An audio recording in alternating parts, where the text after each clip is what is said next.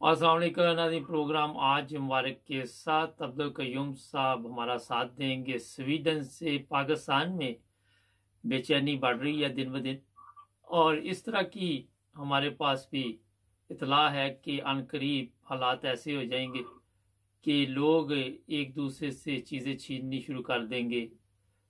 पाकिस्तान खाना जंगी की तरफ जा रहा है। इमरान खान कोशिश तो कर रहा है, मगर जिस तरह आपके इल्म में है कि एक तरफ सब चोर मिले हुए हैं, एक तरफ इमरान खान अकेला है, और उन्होंने इमरान खान को घेरे में लिया हुआ है। इस वक्त अपनी मर्जी की क़यादत ले आते हैं। जिस तरह कल भी आपके इल्म में या पंजाब के वज़ीर आला अपनी मर्जी के ले आए, और अदालतें और ये सब कुछ उनके कंट्रोल में है। एक चीज़ का मैं इजाफा कर दूँ, पिछले दिनों चीफ इलेक्शन कमीशन ने चीफ जस्टिस से आधे घंटे की मुलाकात की थी, और मैं अपने कई प्रोग्रामों में आपको बता चुका हूं कि इतनी बड़ी माफिया है कि इनसे जान छुड़ानी बड़ी मुश्किल है।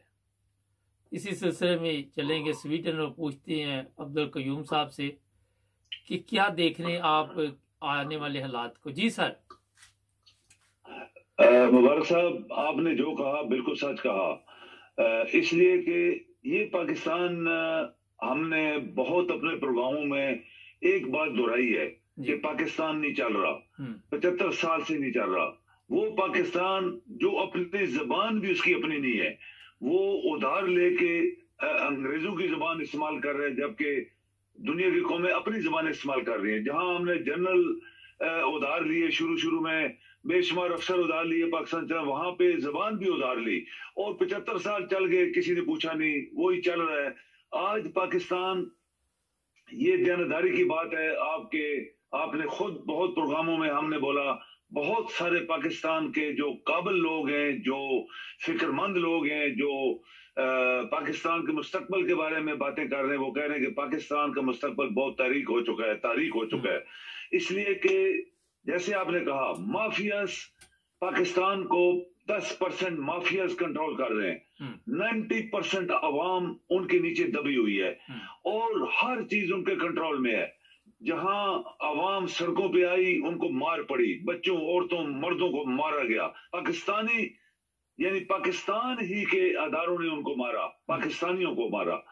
और आज ये ध्यानदारी की बात है कि पाकिस्तान के लोग जो हकीकत में पाकिस्तान के वफादार हैं, वो सोच रहे हैं कि पाकिस्तान एक ऐसी हद में, एक ऐसी हदूद में आ गया कि जहां खतरा है कि पाकिस्तान के अंदर कत्ल वारत ना हो जाए, क्योंकि एक तरफ माफिया 10%, एक तरफ 90% अवाम, और माफियाज के अंदर सब कातिल, चोर, चक्के लोग गठे हैं। और हैरानगी की बात है, 90% लोगों की चल नहीं रही। उसमें आपके देखे, जो जजेस की आपने बात की, जज उनके साथ मिल गए हैं, वकील मिले हुए हैं, पुलिस मिली हुई है, अदारे मिले हुए हैं। तो कैसे आप एक्सपेक्ट कर सकते हैं मुबारक साहब कि ये मुल्क चलेगा? नहीं चलेगा। बड़े बड़े लोगों ने कहा, दुनिया में लोग डिस्कस कर रहे हैं कि पाकिस्तान क्यों आजाद करवाया गया, पाकिस्तान को आजादी क्यों दी गई थी अगर ये अपने मुल्क को संभाल नहीं पाते थे। एक अंग्रेज की मैं तबसरा सुन रहा था, उसने बोला कि पाकिस्तान को आजादी नहीं मिलनी चाहिए थी, क्योंकि उसके मिलने वाली आजादी, इंडिया सही चल रहा है, पाकिस्तान से आजाद लेके बांग्लादेश सही चल रहा है, तो पाकिस्तान क्यों नहीं चल रहा? क्योंकि इसमें करप्ट माफियाज हावी हो गए, और इनकी जड़ें, हमने बोला बहुत इतनी गहरी हैं मुबारक साहब कि इनको उठा के बाहर निकालना अवाम से तो कम से कम नहीं हो रहा। और अगर आपके, जैसे हम कहते हैं, हम मसल्ला अफवाज की बातें करते हैं, चीफ ऑफ आर्मी स्टाफ एक अदारे का हेड है, अगर पूरे मसल्ला अफवाज जो है वो उनके सरबरा मिल के कुछ पाकिस्तान को बचाने की कोशिश करें तो पॉसिबिलिटी है।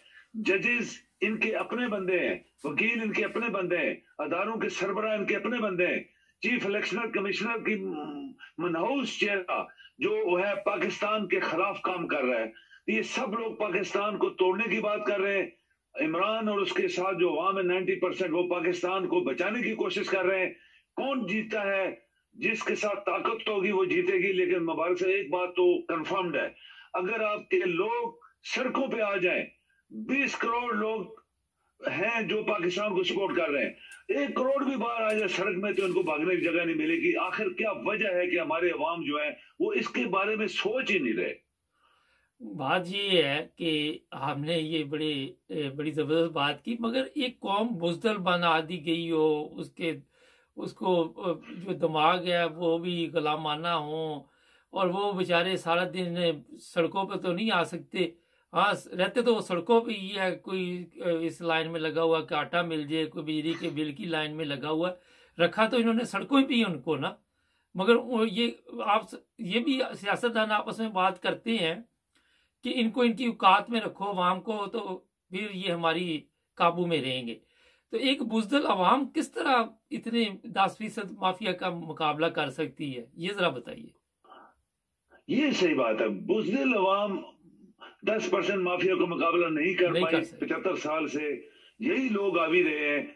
और अब देखें कि इनका बैकग्राउंड देखें, ये लाहौर के माफिया जो हैं, इनका बैकग्राउंड देखें, इनका वालिद कौन था, और ये चौथी दफा वजीर आजम बनने के ख्वाब देख रहा है, जो दुनिया का करप्ट तरीन इंसान है, जिसको 3 दफा वजीर आजम की पोस्ट से करप्शन पे निकाला जाए, इसको भी, बेनजीर को भी। और दूसरा कराची वाला माफिया, तीसरा टेररिस्ट जो फ्रंटियर्स का है, ये मुल्ला।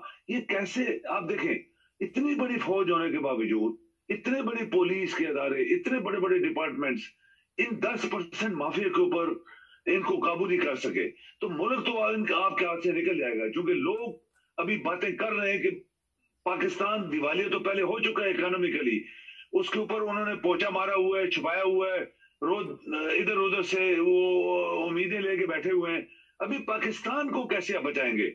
अगर लोग भूखे हो गए, इनके पास जैसे आटा चीनी पत्ती कोई किसी को मिल नहीं रहा, आपके शराब ज़दा लोग सड़कों पे एक चादर घर की जो होती है बिस्तर वाली लटका के बैठे हुए हैं, उनके बच्चे मिट्टी में जानवरों की तरह, मिट्टी उनके मुंह, आंखों और पांव में जा रही है। लोग देखते हैं सड़कों पे खड़े को लोगों से पैसे मांग रहे हैं, पानी दे दो, रोटी दे दो, हम भूखे मर गए, हमारे बच्चे मर जाएंगे, कोई किसी को परवाह नहीं है। तो आपका मुल्क नहीं बचने वाला। यकीन करें, एक बंदे ने ऐसे कमेंट दिए, कल के अंग्रेज था, मैंने सुना, उसने बोला कि पाकिस्तान को बरतानिया ने आजादी देनी नहीं चाहिए थी, ये मुल्क इस काबिल नहीं था कि ये अपनी आजादी को संभाल सकता, और उसका सबूत आज दुनिया देख रही है। मुबारक साहब, अच्छा, आज़ादी नहीं देनी चाहिए थी। आज अगर पाकिस्तान में आप ऐलान करें कि आपने अंग्रेज़ों के मुल्क में जाना है, तो सारे तैयार हो जाएंगे। अच्छा, अंग्रेज़ों को अपने मुल्क में इन्होंने उस वक्त बर्दाश्त नहीं किया कि ये चले जाए, हम आज़ादी चाहते हैं। कैसा ज़बरदस्त सिस्टम है ये। देखिए ना, अभी जहां जहां अंग्रेज रहे, हर कोई किसी की गुलामी नहीं चाहता। हम गुलाम हैं, हमारे जहन गुलाम है, हमारे माइंड सेट, हमारी हर चीज गुलामाना है। आप देख रहे हैं कि जो जिस कौम की अपनी जबान ही नहीं है, दूसरे की जबान हम 75 साल से चला रहे हैं। आप देखें, जिस मुल्क के अंदर हर चीज हम दूसरों की पसंद करते हैं, पाकिस्तान की कोई चीज आप खरीदते नहीं है, बाहर की चीज, बाहर जाएंगे, बाहर सेटल हो जाएंगे, बाहर का पैसा, बाहर की शक्लें, बाहर की शादियां, सब कुछ हो रहा है। तो अपना मुल्क तो आपका नहीं चल रहा ना। अपने मुल्क के अंदर बहुत रिसोर्सेज हैं। पाकिस्तान कितना अमीर मुल्क है। आप देखें, आप अपने नॉर्दर्न एरिया देखें, आप फ्रंटियर देखें, आप सिंध देखें, आप बलूचिस्तान देखें, जो सोने हीरे जवाहरात से भरा हुआ है, उसके बारे में किसी की फिक्र नहीं है। सिर्फ अपनी जेबें, 4 बंदे 10 बंदे इस मुल्क को गुलाम बना के उनका खून निचोड़ रहे हैं। आपके अदारे अगर खामोश हैं मुबारक साहब, तो हमें फिक्र है। हर वो शख्स जो पाकिस्तान से प्यार करता है उसको फिक्र है। हर वो शख्स जो पाकिस्तान के लिए काम कर रहा है, उसके लिए काम करना चाहता है, वो फिक्रमंद है। ये पाकिस्तान नहीं बचेगा। बहुत शुक्रिया सर आपका। नाज़रीन, ये देखिए, बिल्कुल ठीक बात की कि लोगों को फिक्र है जो बाहर रहते हैं कि किसी तरह पाकिस्तान के हालात ठीक हो जाए, मगर किस तरह हो ये किसी को भी समझ नहीं आ रही। इमरान खान के बारे में अगर बात करें तो वो भी आपके इल्म में है, अभी तक किसी जगह पे भी कामयाब नहीं हो रहा। ये मसाइल हमारे इतने ज़्यादा हैं कि उनको हल करने वाला कोई बंदा नहीं है। जो कोशिश करता है उसे भी खींच के नीचे उतार दिया जाता है। और ये आपके इल्म में है कि कब तक, वो कहते हैं बकरे की माँ कब तक खैर मनाएगी, कब तक हम लोगों से कर्जा लेके अपने सिस्टम को चलाते रहेंगे। काफ़ी मुश्किल हालात है। जिस तरह इन लोगों ने कब्जा किया हो, इनसे आज़ादी काफ़ी मुश्किल है। शायद अंग्रेज़ों से ज़्यादा कुर्बानी देनी पड़े। हमारे चैनल को सब्सक्राइब करें, जुड़े रहें।